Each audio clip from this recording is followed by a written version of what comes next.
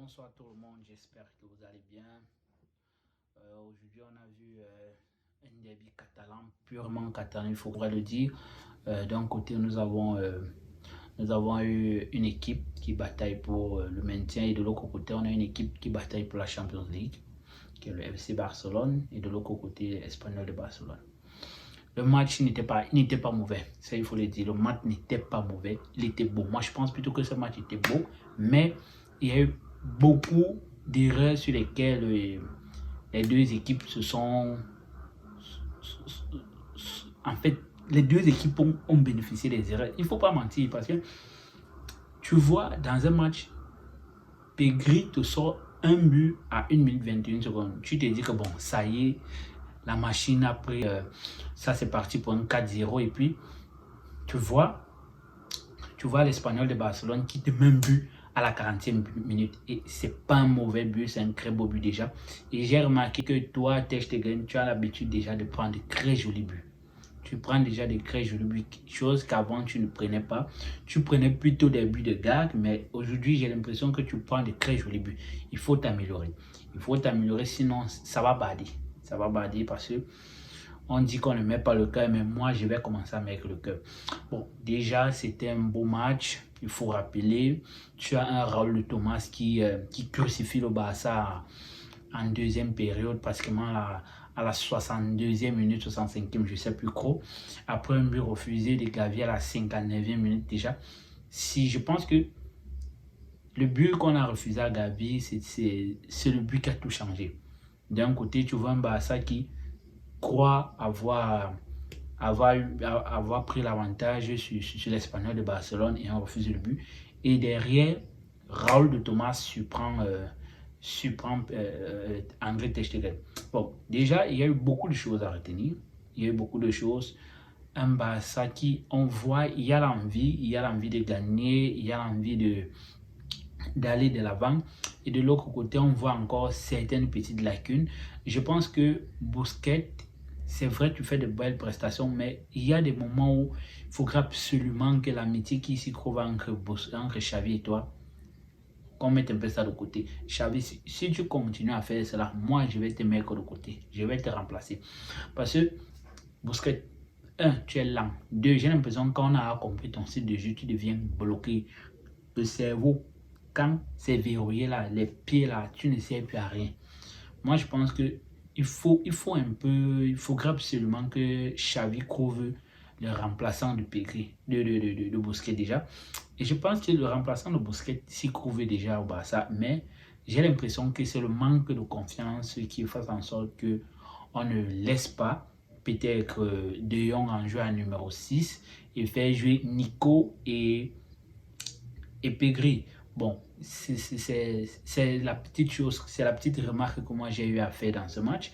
Et d'un côté, tu as l'impression que Jordi Alba, ses prestations sont parfois en courbe bizarre, je ne sais pas comment on va appeler ça. Il nous fait une belle passe à 1 minute et avant la fin de la première période, il nous fait une bêtise, il nous envoie le ballon alors qu'il est devant le but. Bon, bref, c'est pas ça, mais c'est juste des petites remarques. Et puis, il faut vraiment féliciter l'Espagnol de Barcelone avec le beau but avant la pause, avant la fin de la première pause. Vous voyez Adama Traoré qui est sur le côté droit du FC Barcelone. C'est vrai, c'est pas un buteur. Adama Traoré, c'est pas un buteur. Je dirais, c'est un petit Francis Ngannou. Tu as l'impression que lorsqu'il a le ballon, les joueurs adverses ont peur d'aller au contact avec lui. Ils ont peur d'aller au contact et puis se permet un peu de faire certaines petites choses. Il nous rate un très beau geste, enchaînement amorti-frappe. Bon, Diego Lopez, sorti de handballeur, il nous enlève ce ballon, ça nous aurait fait 2 buts à 1. Bon, tu vois un Gavi.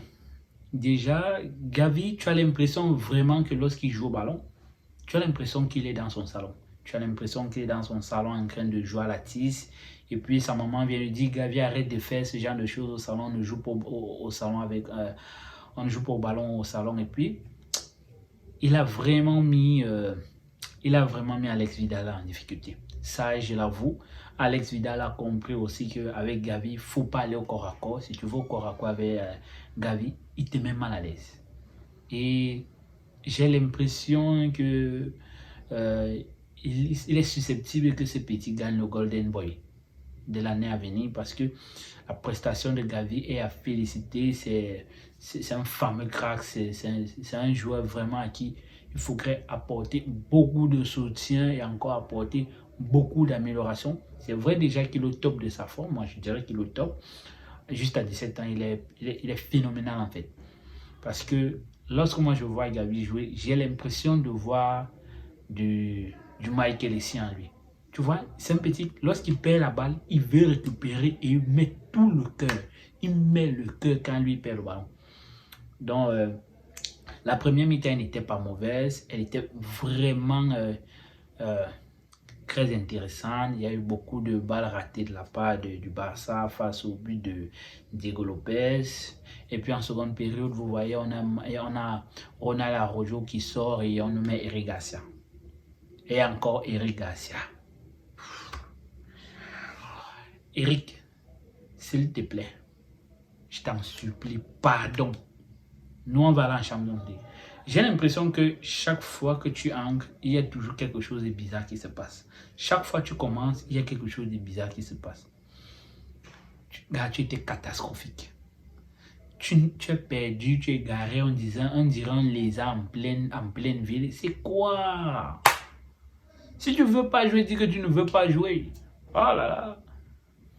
Bon, déjà, Eric Garcia, après son entrée, bon, moi je dirais qu'il n'a pas été flamboyant, il était plutôt très catastrophique.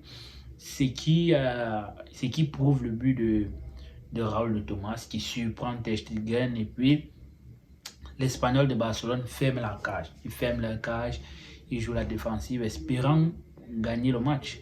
Mais sur ce, quand même, Xavi a compris qu'il ne fallait pas qu'il recommence encore avec une défaite. Bon, il allait chercher la...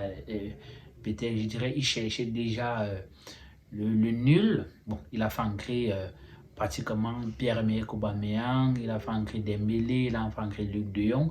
Sensiblement, il y avait 5 avant-centres. Bon, heureusement pour eux, Adama Traoré fait un sangre et voilà, c'est dedans. C'est dedans. Ça fait 4 buts pour De Jong. 4 buts pour De Jong. Je pense que Xavi va comprendre que De Jong peut être son joker. Il peut être ce qu'on appelle le joker en cas de situation, coup de tête, c'est bon. Mais dans l'ensemble, il y a beaucoup de choses à améliorer du côté Barça. Parce qu'à ces rythmes-là, le Barça ne peut pas batailler contre le Napoli. Déjà, côté défensif, il y a déjà des choses à venir, surtout quand Ronald Araujo est en défense. Bon, avec Piqué, c'est pas ça, mais lorsqu'on met Eric Garcia, il y a encore des lacunes. Il y a des lacunes du côté d'Eric Garcia. Au milieu de terrain, tu vois, on a un Busquets qui, moi je dirais, n'est pas régulé dans sa forme parce que s'il continue comme ça, moi-même, je viendrai t'enlever Busquets. Et il faudrait essayer, Xavi, il faudrait essayer. Soit tu fais redescendre De Jong en 6 et tu laisses Pedri et Nico, soit tu fais jouer Nico en 6. Parce que là, tu as l'impression que lorsque Busquets est bloqué, tout le jeu du Barça est bloqué. La défense n'arrive plus à relayer avec le milieu de terrain et le milieu de terrain qui n'arrive plus à passer avec les avant-centres. Donc, c'est un beau match, c'est un très beau derby, un derby catalan vraiment magnifique. Bon, je dirais que le Barça est tenu en échec. C'est vrai que c'est l'Espagnol de Barcelone qui menait et puis ils se sont fait rattraper en dernière minute. Mais c'est le Barça qui a été tenu en échec sur la pelouse de l'Espagnol de Barcelone. C'est un beau match, belle réaction de l'Espagnol de Barcelone, belle réaction de Luc de Jong. C'est un beau match. Il faudrait de la régularité dans la victoire, sinon ça ne va pas marcher. On s'attend maintenant à jeudi pour la rencontre face au Napoli. Espérons que ce sera une rencontre aussi magnifique et aussi excitante et aussi passionnante comme celle qu'il y a eu aujourd'hui face à l'Atlético de Madrid. Sur ce, je vais vous laisser. Bonne soirée à vous. Ciao, ciao, yo, tout le monde.